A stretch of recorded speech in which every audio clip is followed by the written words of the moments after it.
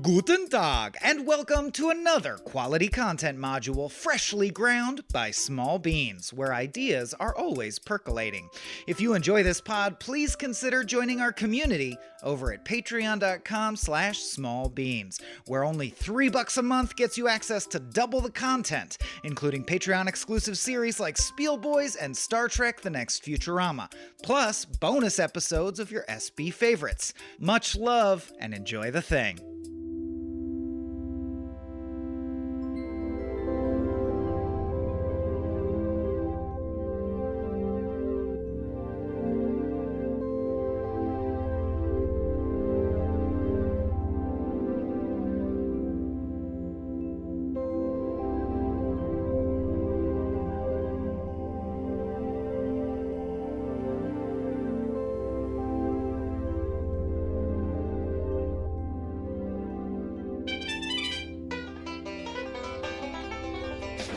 Howdy, amigos! All 300,000 bounty hunters in the star system. How you all doing? And now it's time for Big Shot, the show that tells us about fugitives. Shucks howdy! Big news is today we're covering the Cowboy Bebop movie on frame rate.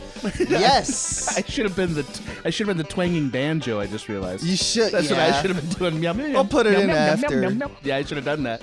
And now you know how the sausage is made. Hey, people. Howdy.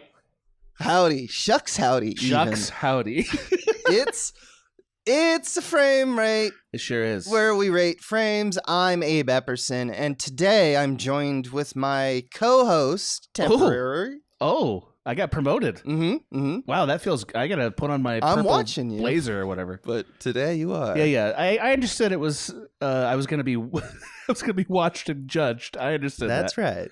Yeah, that's right. Anyway, I'm Adam Ganser. That's me. I'm the Adam co-host. Welcome, my man. Yeah, baby. Hey, this is a good frame. Can I just say that? This one's a good frame. This is a solid fucking frame. This is a solid frame. Yeah. In this humble bear's opinion. Yeah, better than I remember it, actually. Yeah. Yeah. For sure. Yeah. I mean, because any bebop is good bebop, I think, is what we're getting at. That's true. So, just an overview, if you have never heard of this movie, Cowboy Bebop the movie, or internationally Knocking on Heaven's Door, it's an anime that is based completely, it's considered canon, of the TV show from 1998, Cowboy Bebop. Takes place between episode 22, Cowboy Funk, and episode 23, Brain Scratch, which is near the end of the series. Yeah. I believe there's 25 or 26 episodes. Yeah. And it's basically all of the characters. It's what you'd expect out of a canonized, like they just made a movie. And I asked my friend Adam here, because I know that he, like me, there's a special place in his heart, which I think for a lot of people who are weebs like us, Cowboy Bebop is like all time, right? Yeah. Oh yeah. If I had to pick one anime ever, it's this one. Not this movie, but this show. I would pick it. It's my favorite. And I've seen over time that's like a super white dude answer. Yeah, I know. But it's also a good answer. Like, let me just stand by it. It's very American. Like, it's not an American. This is not truly an American story, but it's definitely like acknowledging American sensibilities more than a lot of animes do. Yeah. Yeah. I mean, there's a lot of like Venn diagram between like stories that animes tackle and Western stories. The intersection is very little, but this one does a lot of effort in order to make sure that Western audiences, I think, enjoy it, which is why it did so well in with Western audiences. The fact that it's almost all fight sequences are complemented by jazz and rock music. It's the fact that we're following these bounty hunters and the cowboy atmosphere. It's very much so. Like a Western story, but of course, as it's an anime, it's Eastern storytelling. But the first frame of it, if you want to get the tone of this, the first frame of this movie is just shows a gigantic planet with a lot of like relays, like mass relays where ships sort of can travel do interstellar travel, and there's a harmonica, just like a harmonica in the desert as you're looking at space, and it's like, fuck, this is great. This is already very good. Yeah, it just hits the tone perfect. Like Space Cowboy is a joke. Like it's a meme that people say, but this is the one thing I've ever seen that did it right. It's like perfect. For Cowboy, Space Get Cowboy. Get the fuck out of here, Firefly. I never watched Firefly. I know that. I know people love shit. it. I've never watched it. I'd say it's beloved. It's half of that is a joke. It's there's good stuff about Firefly, but like if you are like, today I'm going to be a space cowboy, you can't beat Cowboy Bebop. I don't think so either. I think it's the bar that we have not yet cleared again. So on Frame Rate, we typically have, since you're both kind of guest and host, Michael is still out today. He'll be back very soon, soon as next week. Although y'all who are listening to the all the pods, you're not missing him that much. He was just here. He was just here doing Star Trek The Next Futurama. But for the free feed and such, he'll be around very soon. He's incoming Swaim. But today, I'm asking my friend Adam can you nutshell the story? Yeah, I will, and I can. Okay, so Cowboy Bebop, the movie, is like many episodes of Cowboy Bebop, starts with a bounty. And the bounty is that these four seemingly independent people are working together to, basically make a buck and keep on living. They're all living at basically subsistence level and sort of looking for their next meal. That's who they are. And that's sort of the premise of the series. And this bounty starts off with, I want to say, an unknown person who the bounty's for like 3 million, something like that. It's Wulong. It's like a lot of money. And they don't know why. And it turns out that this guy has stolen a virus that is encapsulated in like a dissolvable pearl, which is a cool image in its own. And the team must basically unravel the mystery of who he is. So there's a little bit of like a detective story of like trying to find out why this guy is worth all this money and just hunt him down. And it turns out he is an ex-military figure who is immune to this virus, but the virus is like, your classic like catastrophic world-ending, would kill everybody disease if it got out. And his plan is essentially to release it in the middle of a very populated area, which will kill almost everybody in the known planet, except for the very few people that he has made immune for reasons that I think what you could say they remain esoteric the whole time. Like he saves people for what you might call a sort of emotional reasons, but those emotions are not always clear. Absolutely. So as the story progresses, we have several showdowns. This is a Western, so there's a couple of showdowns. And I think the thing that you have to sort of retain from the plot is that Spike, who's kind of the protagonist of this series and this movie, he sort of meets a woman who is clearly wrapped up with the bounty story in some way. She's also a military member. They were clearly in a unit together, and he has a kind of like kindred, almost romantic connection to her. But more than that, I think he realizes he has a kindred, almost romantic connection to this bounty figure, which is a theme in the show. Like Spike is constantly finding people who are him, basically, like a different version of him, and he sort of finding who he is and who they are through combat. That's the kind of person he is. Because he has a death wish, but that's a totally different conversation that Abe and I will have in like 10 minutes. So the plot resolves in very epic fashion where they've tracked him down to this tower that's as a perfect place to release all this gas. It's very like Batman. Like if you remember 1989's Batman. Yes, it's so good. And the music. Yeah, the music's great. And they have a fight. And, of course, Spike comes out on top, but not just because of himself, because of the woman that he's there working with, Yeah, he gets saved, in fact. Yeah, he's saved by her. That's a thing He's that happens. about to get killed. Yeah. That happens a lot with Spike, actually, where other people It intervene. does, although Yeah. Vincent is one of the only people Vincent, that was his who name. actually go head-to-head melee combat-wise Very with few. Spike. Yeah. Like, Spike is struggling the whole movie, which is not always the case. It's what makes it a good movie, I would say, that Spike has met his match. There's only like 2 or 3 people in the series that are what you might call Spike's match. The series antagonist feels very similar to this character, Vincent. Vicious. Vicious is the series antagonist. Great In fact, antagonist. he's got long hair. Yeah, just like they're very Vincent. Vicious. I mean, come on. Yeah, the movie is clearly like trying to redo Bebop. Like that's what this is. It's like we'll give you a tiny little, which I think Bebop. is a great choice for a movie to do when it's trying to say like, hey, you haven't seen the series, but maybe give it a shot. Yeah, and that's right. I would say like if you've never watched the show Cowboy Bebop, this movie might be a great way to like see what the vibe is of it, and then when you watch the show, it opens up much more. Right. Like there's a lot more emotional depth to it. This was a very fun, like slightly poetic, slightly emotional action film. You know, like detective action film. That's what it is, and it's great. That's right. Yeah, that's exactly what it is. Yeah. Thank you for that, sir. You bet. Yeah. There.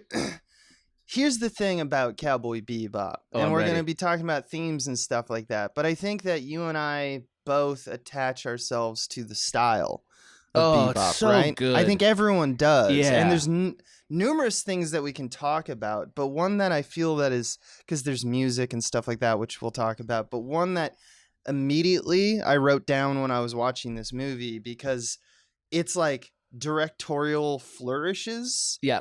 Are so fucking cool. Yeah, he's really talented. The director of this is great at filmmaking. Has such an eye that you look at the visuals and sometimes you're just like, you pause it because you go, holy shit, that's awesome. Yep. And they do this thing in like a lot of animes because it comes from animation, because the concept is don't spend money. There's this kind of meditative pace that usually goes around a lot of the conversations or the montages. So you'll kind of have a portrait with like, maybe you'll see some water in the background, something moving, and it's sparkling a little bit. Yeah. Maybe you'll get a little parallax from like a camera move. Right. But everyone is like basically stick figures. Like they're basically not visually, but like they don't move really, and they're just like portraits. And we just are allowed to kind of live in that timing, that meditative timing, which you do not see in modern filmmaking. No, it's not a thing you can stand so much in actual filmmaking, because I think there's something about it being drawn where we're like willing to sort of study and appreciate the drawing of it a little bit longer than we are. Like, whereas if you see a person, it's like, yeah, that's a person, so now show me another thing. You know what I mean? Like we just get a little impatient. Yeah. But they allow us to dart around the frame, and they give us a interesting looking frame to look at. This guy, and so the visuals are amazing. This guy has one of the best eyes for framing of really. I would put him in like one of my favorite directors for that. Like, you know, he has such a good eye for when to use the thirds, when to not use the thirds. When to use foreground and background, which, by the way, this is an animated media here, so he's creating a sense of lensing through like the drawings and stuff, and it's impeccable. It's impeccable. Great. It's so and good. What he's doing, really, if you look back in terms of like the trajectory of like who's influencing who, is he's framing it like Ozu, another Japanese director, because Ozu's deal is he gives you a lot of headroom, and he often gives you some kind of, you know, partition, unique body cropping, longer lenses. It makes everything feel like a still life. And you're like a fly on the wall of these, in this case, like concrete landscapes and storefronts. And it's just a really cool vibe, because it just, like you put it, you just bring that camera sentiment to the spaces that are the world of Bebop, and it just fucking makes sense. You know, it's this post-apocalyptic, semi-dystopian, but also not really. Like it's very familiar. Like one of my favorite gags that they do is they had like the opening noodles sequence where we get to know like, of course. oh yeah, they don't have meat, they don't have enough money noodles. for protein, right? They only, and man cannot live on carbohydrates alone, I think is the line. But like the futurist kind of aspect of the movie is that, and I really want this in real life, I hope I live until we get this kind of technology, a cup of noodles that has a little like battery pack at the bottom you that has pull a thing that you grab and it instantly cooks your noodles. That looks fucking awesome. That looks fucking awesome. I agreed. I was like, I want those noodles. Those look good. I want those fucking They look noodles. really good. That's so cool. Yeah, and so they kind of have this mismatch of, it's not like quite the steampunk, but it's in the same kind of genre of, like low tech, high tech. It feels like a grungy Blade Runner adjacent kind of world. But they often have like cultures that you don't see as much in that context. Like for instance, you'll see architecture and artwork from Native American sources all the time. Or like they had a few. I don't want to get specific because it'll just show how little I know. But they had some Arab. No, influences. this one has like an Arab influences. Yeah, for sure. And just things that you don't often see in a Blade Runner context that kind of give it its own identity. And they're quite beautiful. Like they really are quite beautiful. I would describe the world of Cowboy Bebop as being, like let's say 100 years in the future, but also feeling the way we feel about our world now. Like it's like almost like the world was extrapolated from how we feel about the world now. Which is crazy. Yeah. Because the other thing about this movie is that it came out in September in Japan, September 1st, 2001. Right. It's bananas. And it took till 2002 for it to release in the Western world because, the terrorist act in it.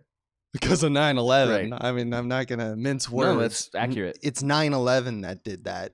But also there's terrorist actions in here, and I think everybody was afraid of anything like that for about 8 months. Totally. Yeah. And watching it from a 2023 perspective, it's also got a lot of contagion aspects about it. There's a lot of, which, in 2001, I think, like Japanese culture at least had definitely a lot more run-ins with that kind of deal. Like there's so many times in this movie where like someone coughs and it's like a legitimate beat of like, is he sick? Is he gonna die? Is everyone gonna die right now? Yeah. And like that, like when I first watched this in 2002, because I went to it in theaters, I'm sure you probably did as well. I did not, but I did see it as soon as it was on home video. I saw it. Yeah, it was. Yeah. It like I remember going like, oh wow, I see why they pushed it because of 9/11 stuff, but also like, yeah, they nailed the terrorism, fear mongering and like what the fuck is happening and like the mayhem of news camera footage, but then they also are nailing like this, like this feeling of a global contagion or the idea of like. One cough means a very specific thing. And there's that tension. And it's just funny that now that we're living in... Now it feels like America's a little bit more ready for all of the themes that are going on in there. They definitely were like... I would say they were like 8 months ahead of our first tragedy and 20 years ahead of our second major tragedy. Yeah, exactly. Exactly. And that's not to say that America had no concept of contagions. Like certainly there was prep being done at the time for a world event of that type. So it was on the mind. But in terms of like, Yeah, but in terms of like literature or like zeitgeist, we had like Outbreak, like the movie Outbreak, which shows like a very... not subtle version of Contagion. The movie Contagion, in fact, is a lot better than that. But I mean, like, it's just like it's more like an action thriller. We gotta beat the little micro virus kind of thing. And this is just more of like the subtle social interactions, and it focuses on the human element a little bit more. I would say the movie The Rock is adjacent to this. The Rock is adjacent. In that it's using terrorism. Yeah. It's also gonna release a biochemical thing. It's not a I don't know what VX gas is. I don't think it's biochemical, but it's adjacent to the idea of we're gonna kill everybody by releasing this, thing on, a water source or whatever, right? I don't remember the rock that well, but I remember the basic premise of somebody's stolen VX gas.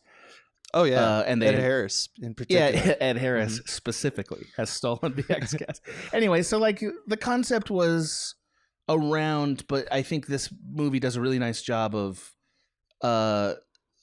tapping into some thoughtful ideas about how it would happen and the paranoia of it that now we're a lot more ready for than we were in 2001. Yeah. Like it's not a far-fetched action plot now. It's like, oh fuck, you know. For real. I think that's one of the things that also separates. I mean, it's an anime kind of. A lot of the animes that I've seen have tried to do this too, and sometimes I roll my eyes at it. But like, there's always a sense of inundation of meaning of like what does it mean to be human? You know, like what's the last question that usually there's at the end of the episode when the song like kind of crescendos out. And then it has like the final Space question. Cowboy. Yeah. The final question in this one is, are you living in the real world? God, I loved it. I loved it. Really? That's like, to me, like it's super cringy. Oh, no. Let me tell you why. I'm so glad you said that. For real. Yeah. For real. So this is a movie that I think on its surface is action plot, contagion, all that stuff. But underneath the surface is a decidedly Eastern point, like philosophical point of view. Mm-hmm. And what I mean by that is the villain, because he's ingested some of this, neurotoxin or whatever, has a vision of this sort of beautiful world that's beneath the surface, a spiritual world, right? And that spiritual world is seen through the lens of these butterflies, right? Mm-hmm.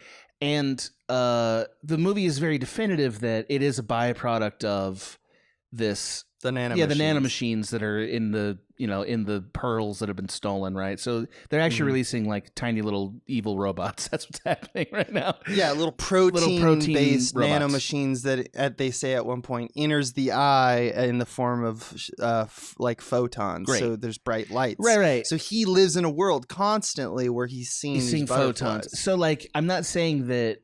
Okay, so just I'm acknowledging up top that the movie gives us a material explanation for it, but the movie also asks the question whether this guy is seeing something more deeply than anybody else is seeing it. Like whether he's actually like the movie's asking the question, is he really crazy, or is he seeing the world stripped of its facade? And it's asking that question of the villain, but it also asks that question of Spike. And that's a theme that's all the way through Cowboy Bebop.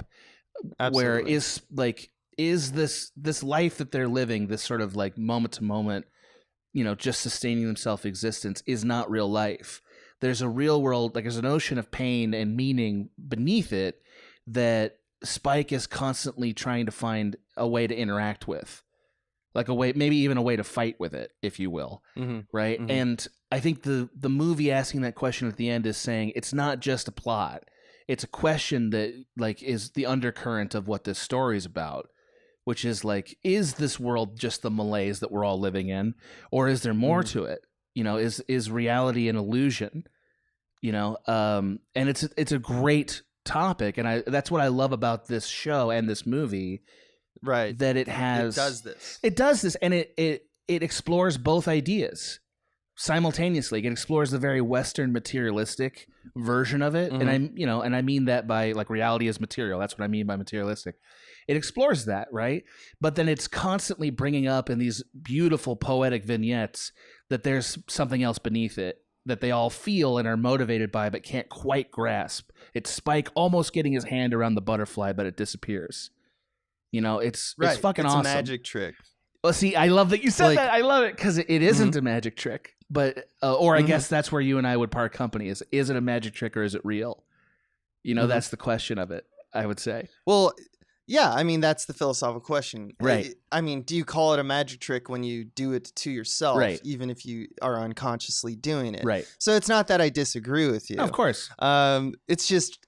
I agree with everything you said, and I think that I love that this series often will do that. I just think that it's sometimes lost in translation a little bit. I watch it with the like the American English cast or whatever, because I do the too. dub is so good. It's really good. Yeah. It's known as one of the better dubs, and I've watched a little bit, you know, the sub version because I love the series and I tried it one time, but I didn't get through it all the way because I think the thing with I just have a low-key theory. The thing with animes or, you know, international, you know, especially cartoons, because it syncs up, so it's actually usually pretty good. Yeah. With at least half quality dubs. Whatever one you watch first, that's the one you're gonna fall I think in love that's with, right. because the second viewing you're like, nope, it's not the same thing. There's a key difference between the two Spike castings too. That really, at least for me, that was the deciding thing. He's more of, I say, like a High Plains Drifter in the American version. In the English version. version. In the English version. Yeah, no, so I'm not saying, so I said it was cringe. And it's not that I disagree with that there isn't a meaning in it. In fact, that's kind of where I was going. But I will say that it is, and maybe not at the time because it wasn't 2008 yet. Right. At this point, and I don't know, this character archetype, it has been around. It predated. Absolutely. I mean, a Blade Runner you mentioned at the top of this cast. I'm kind of tired of philosopher Riddler kind of Joker villains. Like at one point, Vincent goes like, know much about purgatory. I completely understand. It's a place of struggle and pain. I completely understand. And it's like, no one talks like that. And like, I don't know. I love that speech also because his buddy asks, like, why release the pathogen on Halloween? He says, in the old days, Halloween is the one day it's a such soul a can dumb... be released from purgatory. Yeah. It's like, no, it's not. No, it's not. Nobody thinks that. It's when people No one get thinks candy, that. you jackass.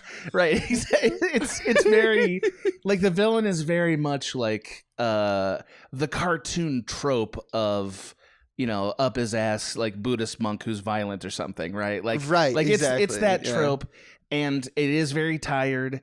And I don't think even this is the best version of that. And so, like, I guess this is where I'm just gonna like I'm gonna roll over on my belly about this issue so that nobody comes at me. No. I want to do that. Like, I watched this show when I was, I don't know, 18. Like, it was it came at the perfect time for a young man to form his taste in what is good and what is bad. You know what I mean? Like, this show is precious to me in a way that no other piece of media that I've seen since could be. It's the first time I saw a lot of these ideas. So like, I'm nostalgic about it, and the movie brought me all the way back to that. But you're 100% right that it's silly. It's turbo silly. You know what I mean? It's turbo silly. Yeah, it's very silly. Well, belly rubbed, but no, I still like that it goes after that, and I guess like that's the thing I like.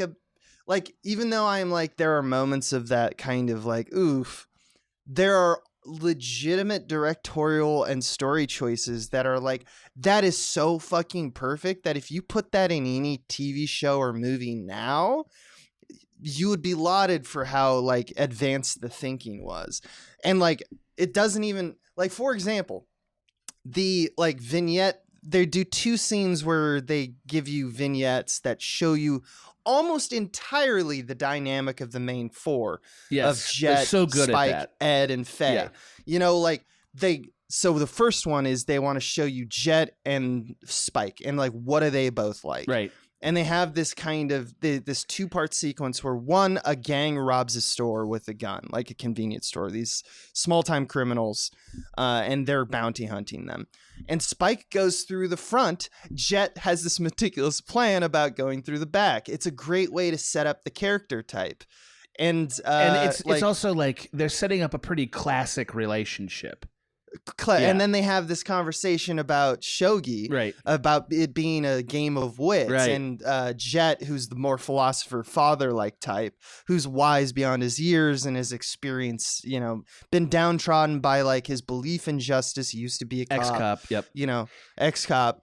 Yeah, so Spike used to be a part of the syndicate, and Jet is like ex-ISSP. So we have them kind of meeting in the middle because ethically they're both more noble than the corrupt organizations of their past. Yeah, you know, and we get that shogi. I don't know. It's a game that shows you that. That's right, and it shows how they approach it. Why Jet isn't just a sidekick. Like that. I actually think the best thing about the show, like if I had to say what is the number one thing, it's that. they set up these dynamics, and they're very familiar dynamics, right? Like they have the wacky kid who's really good at computers, and they got the femme fatale who's always getting herself into trouble, and they got the naggy mother hen figure, Jet, who's like keeping them all together or whatever. And then they explore not only what made them that way, but how they're all coping with something. Like they've become this as a way of coping with some pain, and that actually everybody on the ship sees that about everybody else on the ship. And gives them the space to deal with it on their own way. And it's awesome. It's like, oh, there's a lot more to this than you would think. And it's the thing that makes Spike not just another Clint Eastwood clone. Like he's got his own, he's got a journey that makes a lot of sense, and that has a lot of meaning to it once they peel back enough layers of the onion. Yeah. It doesn't hurt that he looks like Jack Skellington, who can like fight anybody. 100%. He clearly. But yeah, his character's meaning is like that's the appeal of it. And that's why right. I think the movie is within its rights to ask the question, like, are you living in reality? Because I think a lot of these people are asking those questions. And they're not living in reality. They're all avoiding reality. On an emotional level and on a spiritual level, they're not. And that's what Cowboy Bebop's about. But it's also about being a family. Yeah. I mean, yeah, it is. But you're right. By the end of the series, Spike has to return to, he has to shut down that part of his life, and it leads to what it leads to. And we don't want to spoil that because it's so good. So there's a bunch of meaning to be drawn from it, and this movie also does like the series light. Yes, it does. Something I want to talk about is I want to go back because you mentioned what the best thing about the series is, and you're probably right about that because that's the real answer, that's the story answer, the thematic answer. But to me, this movie, or to me, the Cowboy Bebop has always been the fucking music. Oh yeah, man. no, I agree. I completely know you agree. Like I think, and what a great fusion of things. Like yeah, I want to vibe out with you for a sec. Dude, let's First off, do you agree? I feel like at this point, like intro sequences are like Cowboy Bebops now. Like they own them. Like they have done like 2. And it's like, not only did they just awesome. blast on scene with the one that like with Tank is amazing. The TV show, the TV show's intro, that thing, as soon as you see it, you go, what the fuck? And I showed this to one of my friends who I play Rocket League with. He's never seen the show. Oh, wow. And his brother was like, hey man, check out like the intro sequence. And I sent the link in the Discord, and we both listened to him as he watched the intro and listened to Tank. Wow. And you literally on the side of the like Discord call, he was like, oh fuck. Right, like, of course. Like, yeah. Of course. Fuck yeah. And so because that's just what everyone's response Tank to. is like, but like there in the 90s there were like 10 or 15 very memorable television intros. Totally. Tank is somewhere in the pantheon of like top 10 best television intros. It's fucking awesome. I prefer it to most of the others. Mm-hmm. Like I think it's better. But if somebody was like, "Nah, man, it's Cheers. Nah, man, it's Friends." Okay, it's the only one that like I will actually like dance. Oh yeah, like, in my it's chair awesome. Too. I'll be like, it's so good. But the one in this. So then they have one in this. In the movie, and it's Yoko Kanno again. Yoko Kanno is the name of the composer, and she wrote everything. And it's a track called "Ass DNA." Yep.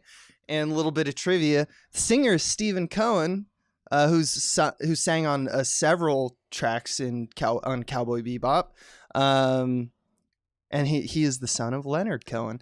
Oh, wow, that's interesting. But like. Yoko Kanno, and I just want to, this is just a little bit like, I just want to say this out loud because I've never really said it out loud.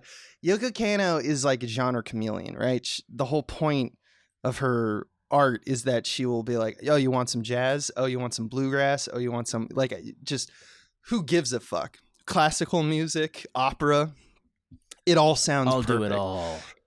Yeah, and in this movie, there's 2 tracks, SDNA and Diggin', that I love it. And I remember when I watched the show for the first time, I'm like 16-year-old Abe or whatever, and in high school, and it's probably still a little bit into college, I was convinced to try to have a go at being a film composer. That was my dream. Wow. My dream was to be a film composer because of like just movies I'd seen and like Carter Burwell and, you know, stuff like that, John Williams and all that. And I remember watching this TV show and then especially this movie, because this movie is like so quick. It's like, now this one, now this one, now this one. It convinced me to not be a composer because I just didn't have the pure compositional chops of Yoko Kanno. Like, not only are the notes just so beautiful sometimes, she's so nimble, kind of like a Frank Zappa, but like sounds good. Like the idea of Frank Zappa, but like isn't hard to listen to. Right. Doesn't so I was like, hell like no. that. Yeah. Yeah, and I don't think I had it in me. I was just like, I don't know if this is just too impressive and virtuoso. Flash forward to like a few years in college, and I somehow convinced myself I could direct. But so I guess my ego wasn't that hurt. But it's just quite a few things for. Yes, so I have. You've done it. Yeah, you know, I've not done at the it, level but you like, want to do it. But I hear you. That I like originally I thought I was gonna be like, I'm gonna change my major, I'm gonna just do music classes, study the theory, out John and all that Williams stuff. Yeah, exactly. Right. Abe Epison, the music she man. Is very, very capable and talented, and you know, like, She's the best, and I don't say, man. I know those sound like condescending words that are almost diminishing, but Now you're bringing us back to no, earth. but like capable is actually a thing that, I don't know that every great composer is. You know what I mean? Like some great composers really have to work in their tone and genre, and like they make that. You know, and maybe they could make other music, but they just don't. She does well at everything. She is a virtuoso in that way. The music in the franchise, is she responsible for all the music in Cowboy Bebop? All of it? And almost all of them are done by like her core group. I mean, of holy band shit, man. It's called the Seatbelts. Yeah, like some of the music box stuff in Cowboy Bebop, some of the song choices they pick, or I guess wrote for like the final song that they perform at the end of the series blows your mind. It's oh yeah. There's also like a little bit of like classic rock enthusiasm in the music. Through the rain. Yeah. Oh my god, dude. That's in good. the 5th episode, and I don't want to say another word about it. It's so good. That one's different, but yeah, that whole It's fucking amazing. Also, Greenbird. Do you remember Greenbird? Yes. Yeah. Yeah, I remember it all, dude. Yeah. I remember it all. Now we're just doing this. I fucking love it though. It's like one of the only, like, there's so many OSTs out there that like deserve gushing like this, but it really is for me the one that as soon as I hear it, I am transported back to being a teenager. Yeah. Well, it so hits I you at do the right have the time. nostalgic goggles. Cowboy Bebop exactly. is the kind of show that is high concept before there was stuff that was this high concept, and it didn't hit a single. It hit a fucking home run. It's like it smacked you right in the face with everything, and you're like, whoa, okay. You know, and I don't know how to have an experience like that again. I don't know if that experience can happen for me again. And I don't know what it would be like to be 19 and hear it and watch it now. I don't know if that would stick in the same way. But yeah, it is a full force piece of art that is both fun to ingest on like a blockbuster level and deeply meaningful on like a prestige drama level, and that as a filmmaker is all I've ever wanted to make. Like Cowboy Bebop is a perfect encapsulation of what I wish I was making. You know, it's saying things that are deep and meaningful and telling them well and artistically, but having a style of your and it's own fun. that is It's so fun. It's so much fun. It's a blast. Like what else could I don't know. It'd be a thrill to be able to make the equivalent of that in film, you know, and it is such a smart concept yeah. of story, It's so like a good. story mechanic. What I love about it, because you did mention it earlier, is that a lot of episodes, not all of them, sometimes they're just solo, like Faye goes off and does a Yeah. thing. But a lot of them, especially the story arc ones or like the movie,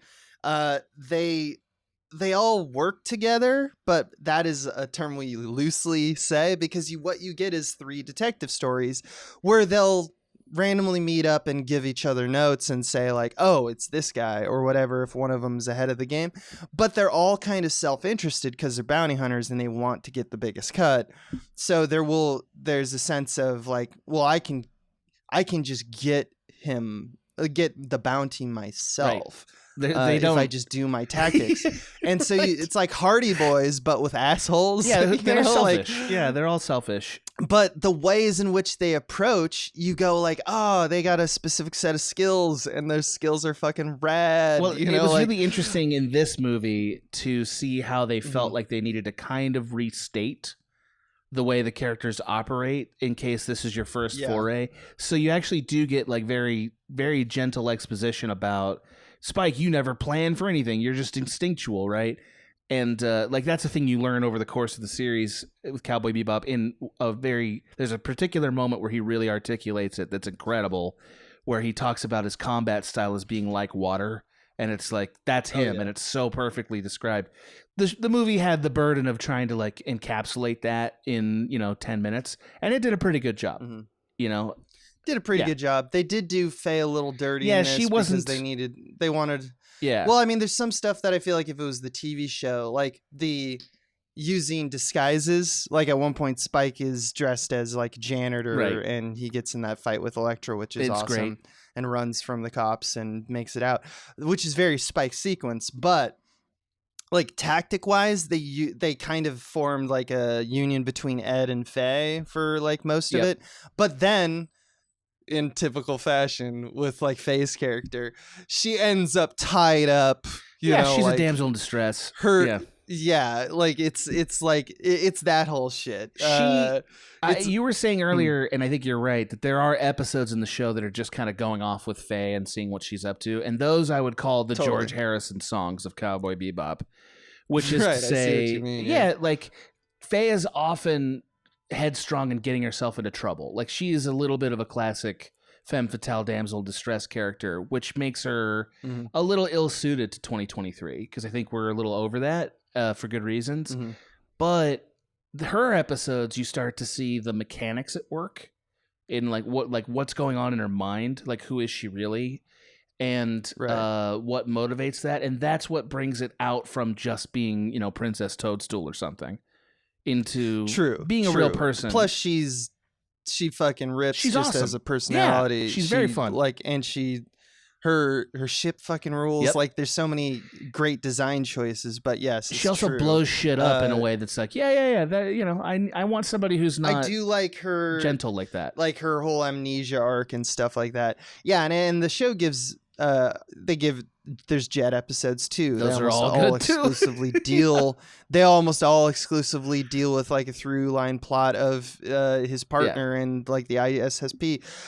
They even give one to Ed. There's one episode where we follow Ed, and it's the one with the mushrooms. We meet her. You remember that one? We meet her, and then there's an episode where she leaves. That sort of ties up. Like every character in the show gets a wrap up. But like, there's one legitimate detective story where we right. follow Ed, and That's Ed's right. like has to chase this dude who's making everyone else is high on Bebop, and she's like, I gotta solve it, and her and Ein go, and it's a fucking psychedelic episode. It is awesome. She's definitely like the most anime character in the show, like from that world, because she's, and I'm gonna use hopefully non-judgmental words. She's like magic. In a way that everyone else is not magic. Like she oh yeah, she types, she just has computer programs that just like delete that everything. do shit. She's a magical hacker. Yeah, she's magic, and also she's like a little bit of a Forrest Gump character in that nothing bad's ever really going to happen to her. because No, she's got plot she's armor got more plot than armor. most. I mean, I think Ein gets that one. The dog. Yeah, sure. Because Right. yeah, because the dog. But like they're a unit, and they have that vibe where it's like, oh, we're safe. The worst that's gonna happen to them is they may get captured, But they'll get rescued and held in a room for a Right. while. But they're gonna get rescued because come on, they're like the heart and But soul. they're all these other jagged assholes are the ones that could die at any I second. like that Ed actually softens the entire crew and shows in a way the heart that's going on the whole time, because she's also a stray. You know, they're all strays, right? Like that's who they are. They're leftover outsider types who don't have a purpose anymore. And they instantly see and understand her. You know what I mean? Like they there's never a moment where they're like, we got to get rid of her.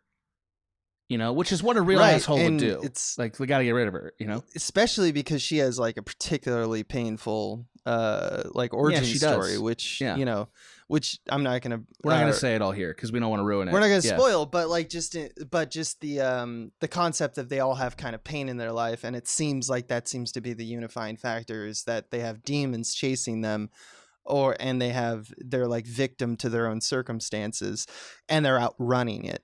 They're trying to. That is kindred. Yeah. So all of them share that quality, and that is what makes them kindred. And I think the bummer about the movie is that the movie didn't have time to tell you any of that. So instead, because we got the 26 episodes. Instead, we got the villain's version. Like, it's the antagonist. Right, which is smart as hell. It's cool. That is a smart as hell way to do a movie. I mean, like, how many times have we said about, like, Marvel movies or whatever, that it's the best stories are the ones where the villain is, like, really memorable. Why? Because in the aggregate, we're going to see what makes, like, a hero.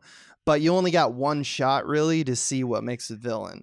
So let's make that the center story, and you're going to have like a really compelling arc. I think we've seen it time and time again. Yeah, they did a nice job. I mean, I in a way, this is a very risk-averse film because they took 80% of Vicious and made him a character, and they compressed the work of 26 episodes of television into 2 hours and did it pretty artfully.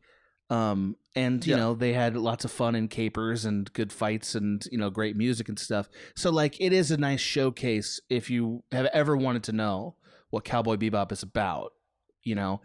But the butt of it is that, like, the real meat of Cowboy Bebop is missing here. Right? Not the experience of Cowboy Bebop, but the thing that makes people love it is missing from the movie. It's just, you just want more Bebop. No, I want the depth of the characters, and it's only really alluded to. But you don't get that from any 90 minutes of the show in particular. No, you do, really. But you don't. But it's because you've watched the 2 hours before. So if that's what you're saying, then you're right. Yeah, I think but I see what you're saying. The only inconsistency I'd point out about this movie that does really bother me while we're, you know, shitting on it is the nature of the nanomachines. Elektra and Vincent have them in their bloodstream. First off, Elektra doesn't see the butterflies. It's not clear, but Vincent clearly sees if she does, and she doesn't give an answer. Yeah, but Elektra, quote, didn't know she had it until like the events of this film. Right. So that's weird. And they both got it at the same time, which is the testing in the army. And they were the only two who were like immune to the fault in the design of the pathogen. Am I wrong about this? I thought that maybe she actually was made immune when he shot her. Oh, that's right. They had a relationship, and so Vincent was the sole survivor of the testing. Right. Everyone else died, but then Vincent met Elektra and gave it to her, just like he kissed Faye with his blood, and that apparently seems to work. So he might be it might be like 1% of the Earth can actually survive the pathogen. But it seems that the effect of this is to ultimately make super soldiers. When we're doing like the science portion where like Ed is taking us through, like, look at the lymphocyte, look at the blood cell, and like, look at this blood cell, it's different. We see that it's less vulnerable to like things like what it seems like damage, like they microwave it, and it seems like the when you microwave a blood cell, it like immediately gets fucked over. But this one is a lot hardier. We get the sense that it's less vulnerable to disease in general. Though it's not like Marvel's Extremis or something like that. They don't heal tissue or anything. In fact, we see that Elektra gets shot and her wound doesn't heal. And Spike, in fact, that's the other thing. Spike's gut shot heals way faster than her arm. Yeah, bro. He got his intestines blown out in that shot. It was gnarly. But I guess that they're just saying like shaman magic because he's like saved by these two Native American, like essentially like shaman. That's their trope. Who are like whispering They love they're that. multiple times in the series as well. Whispering wisdom into his ear and magic balms to his soul and body. Apparently. And I just want to say, but every other time in the series that he runs into a Native American shaman, it's much better than in this movie. This movie is kind of just like real quick. Usually it's a part and of the episode. It's usually really interesting and fun. Like but but like Vincent and I think this is where it comes down to it. Like Vincent holds a grenade at one point that I think has the pathogen in it, and so it's not a full grenade, but it explodes and the nanomachines burst on the train. And luckily Spike has jumped out at that point. But it's enough that Elektra is like, that's what starts her. Like, why didn't I start coughing? Why didn't I get infected? Oh, I already am immune. That's weird though. Like Vincent is seemingly he's like a werewolf at times. Like he has this move where he grasps Spike's chest and apparently demolishes Spike. Like more pain than Spike has ever been in the TV show. That move was unclear. And the dude's had swords through his chest. And his hand is completely bloody after. I think he's like a werewolf. Squeezing shit into their body or something. And he holds a grenade when it explodes, and that doesn't like bust his hand open. He's totally perfect. So something weird is going on, and they're just not very. All I'm saying is they're just not very clear. Maybe they are consistent, and there's an answer out there, but the movie doesn't go out of its way to show me what that is, and that does distance me from the main arc because I'm like, well, he seems to be invincible, but also like not invincible because he, spoilers for the movie. He just gets shot once and he's dead. Yeah, they do a well-placed shot will take care of it. They do a WWE thing, which is like they build up your protagonist for so long in WWE that like when they finally win the title, it's like, well, nobody will ever beat him. And then they start taking L's that don't make any sense. And you start being like, what's the... I don't understand. Can Stone Cold beat Kane no matter what or not? Like you have that kind of math. By the transitive property. Exactly. Yeah. Like they do a little bit of that here to make this guy formidable because it feels like if he was just in the show somewhere, Spike would have beat the hell out of him and that would have been it. By the way, Abe, that's just right. quick side note. Best hair ever? Does this man have the best hair ever? Vincent's Holy hair? shit, bro. It's like... Glam rock, form a glam rock around this man. It is wonderful. It is blasting out of his head. I mean, his beard as well. Yeah. And he's got like a jackal smile. Like he's doing it right. He's all that over hair, the place. Trench coat. If you had it, Abe, at one point he's wearing a scarecrow hat. He does. And you're like, he wears oh a my witch God. Hat. He really does. Yeah, he's slaying in any era. If you put that hair on Abe, he would be unstoppable. Like it's actually a gift to us that you don't have hair as luxurious as this man because it's amazing. You take that back. My hair is it's glorious, but not like that. Like Abe. a mane. Like that man's is a volume commercial. He's got me beat. He's got me beat. The anime man has me beat for hair. It's wow. But yeah, he's glorious. He's almost like, I don't know, dare I say, like he makes me like gothic bisexual a little bit. Like he has the handsome. Power to do that. But I don't know. Yes. Cowboy Bebop always did that to me because it was when I was like, I watched it when I was like 16, and I'm like Faye's hot, Spike's hot. And then I was like, you know what? Jet's kind of hot. His bald, weird ass beard. Yeah, but he's got those arms that can make you feel safe. His robot arm. That's the one you want spooning you if you have to pick any of them. His hugs, like his elbows, the metallic warmth. They're so pointy. Yeah. Yeah, they all fuck. Yeah. It is true. A lot of the like enemies, like that's the other thing about the show, and I mean just Cowboy Bebop in general. It loves to show still life of just like ordinary people, but of course, like like any myth, all of our villains and our heroes are like fuckable as hell, and also like super beings, like they're the ones who are ambitious, but they're always beautiful and stuff like that. That's not unique to any particular property, but it is an anime, so it's gonna sex it up. Didn't they have they have like a really compelling trans character? Oh yeah, who I think was an antagonist, if I remember correctly. I don't remember this story well enough. Yeah, it had like had hormones. Yeah, I forget the name of the character, but it's a Faye episode. It was Grensha, where Faye has. Yeah, it's actually very similar to this one because I believe it was a veteran of the Titan War. It's a repeat trope. So yeah, it's someone who had PTSD, and ultimately, like I think had.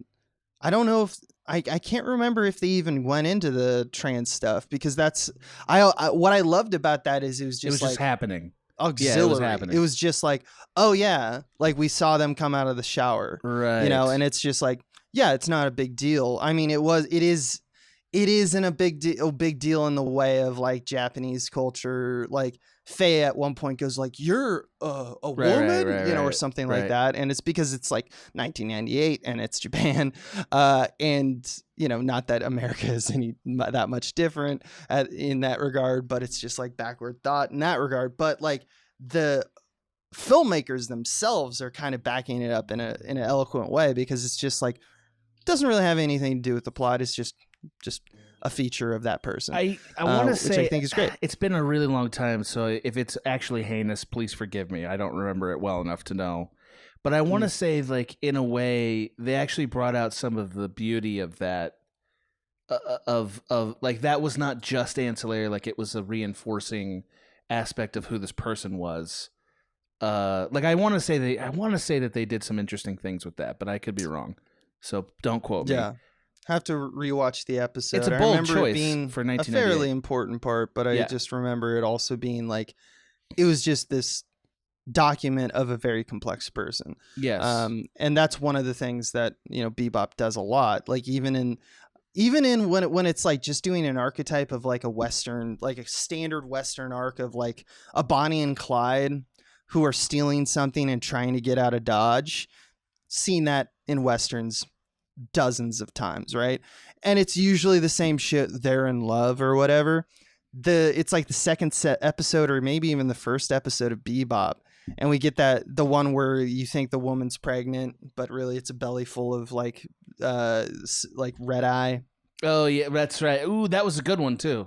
Yeah. The way they navigate that, it's like it's not just going to stop at Bonnie and Clyde. Right. It's not just we're lovers forever, go until we die. It's also tempered by like the idea that Spike is like, I kind of get the feeling that you're in a toxic relationship. Do you want an out? I can give you an out. And she's just like, no, I love him. And it's just like this weird kind of like we're going to go one shade deeper that Bebop always kind of did with its Western stories. I think that is a credit to the filmmakers for real. Yeah, there is a lot of like people feeling trapped by their destinies. Yeah, in Cowboy Bebop, that's like sort of a regular thing, and occasionally it sort of lapses into the tropes that are like Bonnie and Clyde-ish. I think you're right, but it never just does it and like leaves it at the simple I just made a choice and that's what it is. Mm-hmm. Like it's always they always even if it's just like a monologue that's very esoteric, get to the core of what makes a person make these choices. Mm-hmm. So like it shows the line a lot more with a lot more definition than I think that's what we mean by archetypes versus like a more real character. Is it's just about line definition. How much do you see about why they're doing the things they're doing? Correct. Yeah. Which is sort of why people tell anti-hero stories anyway, right? Like basically every anti-hero story and a lot of Cowboy Bebop stories are sort of love notes to the antagonist, like a lot of them are that, are trying to find out what made them this way. Cowboy Bebop was very curious about that, which is that's one of the things that like the director said about Vincent's character in this one, is that there was an interview with, they were like, is he like, in terms of like the series, is he the most evil villain that there has been? And the director was like, nah, I didn't see it that way at all. In fact, I see, like, we've all been frustrated to the point that we want to break some shit. Like, this guy has been going crazy for like a while now, and he was legitimately angry, and he went and did this terrible thing. So it's like always trying to show the shades of gray. And it's just interesting to me that someone like critics can still watch this show and still be like, yeah, so who's the most powerful? Rank them. Like they're baby. WWE fans, It's like, oh man, you kind of get missing the point of the show. Well, aren't I you? think that is a little, yes, they are, but I think that's also a little bit of response to the sort of iterative nature of the show. Like the show is doing this story over and over in some ways. Stacking them against each other after all. So it's not like critics are just dummies so much. Yeah, that's a fair assessment. Yeah, the show's I just think it's funny. I just love it whenever directors or writers have to defend their position of like, no, he's a bad guy. He's a but person. like, he's a troubled guy. Yeah, right. Like he's not like an evil guy. See, I like, understand that's stupid. that like for you to like a story, everybody in it has to be a person. Because if they're not, you'll think it's dumb, She's like, yeah, but that part where he's like, he's like, no, that part was cool, and he's like, yeah, man, yeah, it is, yeah. One more thing about directing, I always see. Did you have, because there's some shots in Bebop, and there's one in this movie that is a lot more visceral for me. You know how I like frames. You like frames. Love them. This is frame, right? We're rating them. At the end of the digging montage, do you remember? There's a throwback to the series. Fans will get where there's these three old dudes that sometimes pop up, and they just talk about nothing in particular. And I don't know what gets me, but it's during the digging montage, like the maybe I'm just bored and lonely, that song. And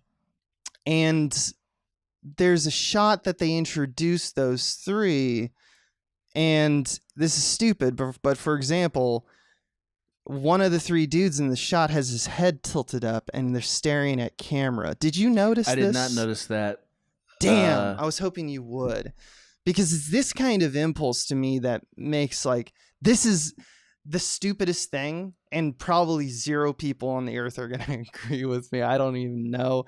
But this is the shit that really makes me inspired to be a director. Okay. Because I don't know why it's not particularly cool. It's not a design of a sequence of like, wow, they nailed it. That looks so good. This is just a little small thing where his head is tilted up and he's looking straight at camera. He's old, so in the drawing you don't really see his eyeballs in the shots, but the eye line wise it's enough to be like uncanny. So you also have this like, we hold on the shot for a very long time, by the way. They have like 6 to 7 lines of dialogue before we cut away. Classic anime. Yeah, and because you don't see his eyeballs, it's uncanny. The other two are looking at each other and playing like poker, but he's looking right at camera, and I couldn't give you a dramatic or symbolic reasoning for it. It's completely style and instinct based, but it's just like, to me, the director saying at one point, draw him looking at camera, and it's very clear he did that. And I don't know why I think that that's incredible, because it's a rule not to do that. And this movie seems to be like, I like it because it's never done. And then it cuts, and the punchline, more or less, is that the old man was just looking at Spike the whole time. Right. Because he's been waiting patiently for their conversation to end to ask them a question. Because the whole point of this entire montage that it's a part of is that Spike is going on. He as always, he goes to the streets and gets his nose on the ground and like asks random people, where should I be in order to, how can I like, magically be crime? where I must be to resolve resolve this? Yeah. He learns everything from the streets. Right. But that's just, but what that shot does is that he was like, he made us go like, why is that dude looking at me? That's fucking weird. And then turned it into a punchline where it's like, oh no, the dude was just looking at Spike because Spike has arrived and you just haven't seen Spike yet. He's in the other shot. And it's just such a fucking clever way of doing that. I don't know what else to say. I mean, it's shit like the that. The show often leans into Spike's POV in an understated way. One of the ways they do that is Spike is one of the only people that's allowed to look down the barrel of the camera when he's looking over a gun or when he's like, contemplating something. We get right in his eye line often, which is a theme because I don't want to spoil everything, but one of his eyes is fake, and that's part of the story. One of his eyes is not. This eye sees the past. Yeah, well, exactly. That's again reinforcing the "Are you seeing real life?" Right.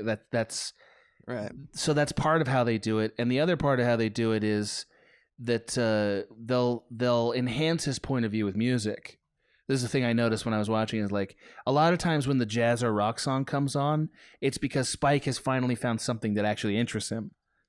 Like Spike is sort of a bored character, and when we talk about earlier I said he had a death wish, and that's accurate. Because what I mean by that is he wants to find something worthy of killing him. Right? Like he wants to atone for things that happened in the past. That's who he is. And death is his way of atoning, but not just anything can kill him. Somebody who worthy has to kill him. And so every time Spike finds a real fight, you'll notice suddenly he's interested. Suddenly he gets interested in what's happening. He's no longer bored, right. And the music always picks up. He wants to murder. He wants to murder or be murdered. That the flight the dogfight is awesome. In the movie, yeah, it's great. It's so awesome. That music is so awesome, and it's like the shit that Spike is doing is like you're gonna kill yourself, dude. He's blasting concrete right into his face in order to drive through it, so he'll hit the planes following him, and it's like you are the first one to die. Like, what are you? And doing? That's who but he is. I mean, that's one of the reasons why Jet and his relationship is so great. Because why I always but Jed also is trying in this very subtle way to tell him you deserve to live. Yeah. You do deserve to live. It's okay to live. Like Jed is in a long-term... You don't have to live like that. Yeah, he's in a long-term conversation with Spike about the meaning of life. Right. And Spike respects Jed enough to let that happen. And that's one of the fascinating things about the show is that again, everybody understands each other. And to relate to your point, the director is constantly finding ways to put us, it's specifically in Spike's point of view, and shots are, the camera is a lot more intimate with Spike than any of the other characters, including Faye, who you would think you'd be more in her point of view, but actually we objectify her more, which is a bit of a bummer. The point of views start to fall apart when we start to look at Ed and Ein. Yeah. Though that's right. That becomes the point of view of you are such a weird thing to deal with. Goof. That it's almost revealing of like a Borat character, revealing of everyone around them instead of themselves, because who's this kid and this dog? And they're both superheroes apparently. There's a sequence in this movie where they go door to door to try to find the owner of the hat that Faye found. Just why would they do that? Because Ein is a magic. They're both magic. Beast yeah, they're both magic, and can sniff a hat and find a person in a city. And the first door that Ed tries is a man who blasts out with a shotgun and he's like, "What are you, trick or treat? Halloween's tomorrow!" And then he fires a shot. Yes, he does. Near a child. Like a maniac. Yeah. That is enough of a transgression. Edward just waves her hands around in the way that she does. Just and then we go bum bum bum bum bum bum. The more times I watch the show, which by the way, I'm almost certain I'm just going to watch the whole damn show now because of this episode. But the more times I watch it, the more I appreciate how it's not so much that I enjoy Ed sequences as much as I appreciate the effect of an Ed sequence, which is we're ready to get back into the mire with our characters when we've had a sequence with Ed. We need the Yeah. break. Like Yeah. she's good for pacing, and you can dump all kinds of exposition into an Ed sequence, and it's like, yeah, okay, sure, why not? Yeah, otherwise it would be too, I think, self-serious. That's the special Yes, sauce. that's right. You know, It's like the right mix. she is a little bit of that comedic spice, as they say. Yeah. Well, and also she Um, humanizes the other people. You know? Yeah, gives a reason for empathy, et cetera, et cetera. For real. Yeah. There are a few cool things that I wanted to mention. Oh yeah, we always have this scene in that vein where you kind of mention how, like, the doting mother. We always have the scene where Jet Black, like, in terms of scene archetypes, like I mentioned, the first scene with the taking down the small time criminals and the gang at the convenience store. We also have these, like, archetypal scenes in this movie that are indicative and happen. Like, I almost didn't notice how often they happened in the show until I watched the movie again, where it's like Jet Black is alone on the Bebop talking to himself or to Ein about how Faye and Spike are not outdoing their own I don't thing, need them and anymore. I can't control them, Yeah. but I love them and they should come back. And then they come back and he's like, oh, where have you been? Like, it's always that scene. We've seen that scene like 4 times at this point. That's home for us. That's home. Yeah. And so it's the dynamic, but I thought that there was several times that just doing the archetypal scene is smart. The last scene in the series between Jet and Spike is exquisite. Actually, it chokes me up even thinking about it. Like the last scene with Faye and Spike is exquisite. That one's more haunting. All of these characters have incredible resolutions to each other. Mm-hmm. The way that the series wraps up their relationship with each other is it's great. It's very, very good. There's few shows that have achieved what they did. Yeah. Partly because they were focused. They chose to be very focused on what we're doing here. Right. It's awesome. I mean, you speak about endings, but I did write down that it's funny that this movie starts like every JRPG that has been made with someone saying, Spike, wake up. Oh my God, the waking up thing. I actually got that note. Like, Cody and I wrote a script a while ago. I think you read that one. And we got a note in coverage like, oh, it starts with somebody waking up. Like, try something else, bro. Try something else. It's like, yeah, all right. Yeah, right. All right. That's fair. That's a fair, That's a fair assessment. critique. I don't know why you. you're so angry I about hate it. you. That's weird to be angry about, like, tropes, I guess. But, like, I don't know. There's some tropes I get angry at. Well, he's not wrong, though. You know what's the one I get angry at is that someone gets shot from behind the back by a character who's missing in Act 3. Yep. For a while, Classic. it just feels... I hate that shit. Classic. I think most people hate that shit. It feels like a cop-out. And every TV show does it because it's a great way to take a character who is plot armor and, like, make them seem like maybe for a second because you have all the villains pointing the gun. I think it's there's about to happen. There's I mean, I'm writing a scene like that right now, and I'm like, fuck, you're right. But, like, I think the idea of that sequence still works if you boil it down to the point of it is that there was a thing neither person had considered that was actually the deciding thing. Mm-hmm. Like, that's the drama trope. Like, right. we've hashed out all this. That's what makes one of those good. Yes. But let's be honest. They mostly aren't, though. Yeah. Like, Game of Thrones killed it. Like, how many times did someone get stabbed in the back of the head right before they're about to do a murder? All times? I don't know. So many times. It was like 8 times in that show. But anyway, that's just something I wanted to mention. But yeah, there's cool concepts. But Red Wedding, Abe. Red Wedding. Abe, Red Wedding.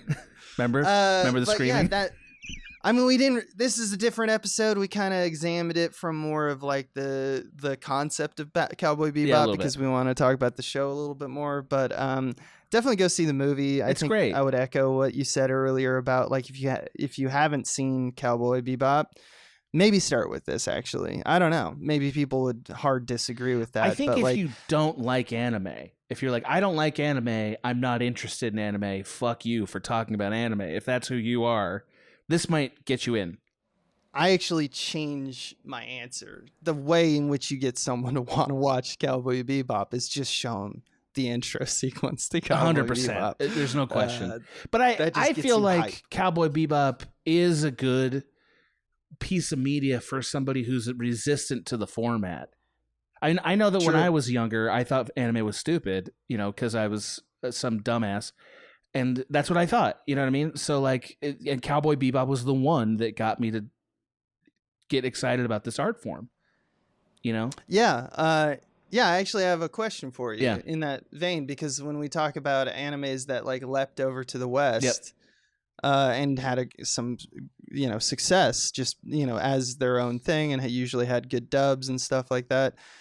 Does this movie deserve to be mentioned in the same breath as like Akira, Ghost in the Shell, Spirited Away? No. No, you don't. No, this is a distillation of a better thing, which is the series. I think the Cowboy Bebop, the series, absolutely deserves to be mentioned with those things. I would say it's better. With those things, okay. But the movie is again, it's the light version. It's the Diet Coke version, and I don't think we need that compared to Akira, which is its own contained, meaningful story, or Ghost in a Shell, or or certainly any of the other like Spirited Away or any of those, which are masterpieces of their own right. Ooh, and that's the word. And that's the word. But I would call the series Cowboy Bebop a masterpiece, and I don't think I'm being. It is a masterpiece. I agree. Facetious. It is spectacular. But you give this like a B. Yeah, it's. I mean, if the series didn't exist, I'd say B+, A-. It's a good action movie. You know what I mean? Like, it's not like a Die Hard where it changes the landscape, but like compare it to your favorite action movie, it's as good as any of those, isn't it? It's B+. You it's know? B+. Yeah, it's B+. Yeah, it's meow meow meow meow meow meow meow meow meow. It's such a great, wonderful intro, which is a great way, I think, to exit. We've talked about this. We talked about all the stuff I want to talk about. So, oh, great. I guess that means we're done then. It's been an hour and 20 minutes, man.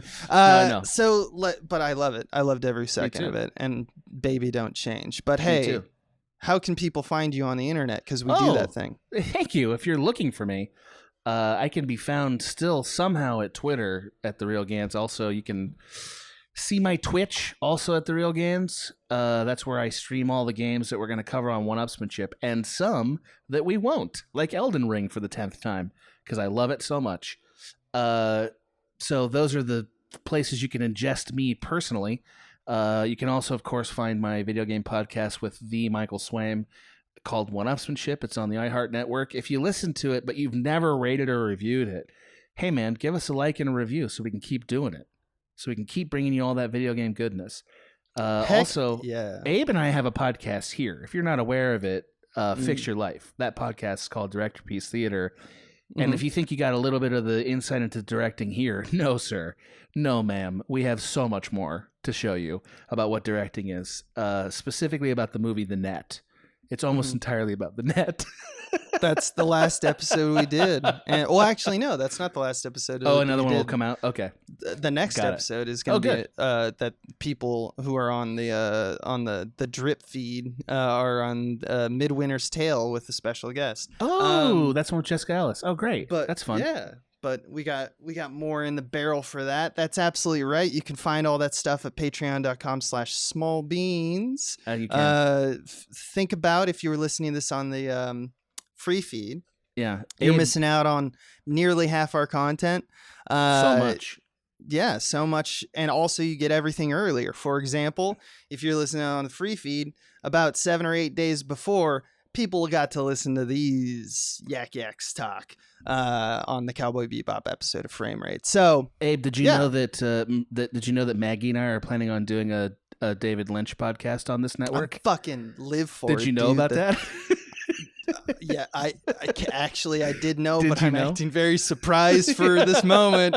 But yeah, dude, it's gonna be fucking awesome. We're supposed to get together and actually fucking talk about it. That's gonna be awesome. Yeah, and we've been excited about it. I don't care for David Lynch. I love David Lynch. I know you guys are perfect for it. Yeah, and she's the right amount of like chaos. Yeah.